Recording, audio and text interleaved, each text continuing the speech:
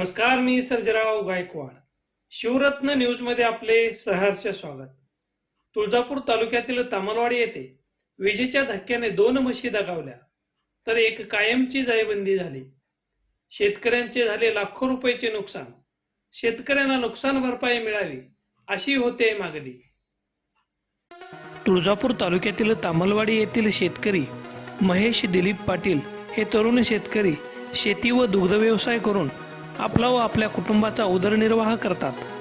दिनांक 31 जुलै रोजी सकाळी 11:30 गट नंबर 379 मध्ये त्यांच्या 2 म्हशीच्या अंगावर विद्युत तार तुटून पडल्यामुळे 2 म्हशी जागीच ठार झाल्या तर एक म्हैस कायमची जायबंदी झाली असून शेतकऱ्यांचे जवळपास 3 लाख रुपयाचे नुकसान झाले आहे.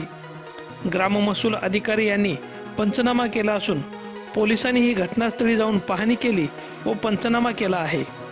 निसर्गाच्या लहरीपणामुळे व इतर कारणाने शेतकरी राजा अडचणीचा सामना करत असताना असे मोठे नुकसान झाल्याने शेतकरी मोठ्या आर्थिक अडचणीत सापडला असून तात्काळ शेतकऱ्याला नुकसान भरपाई मिळावी अशी मागणी आता जोर धरू लागली आहे.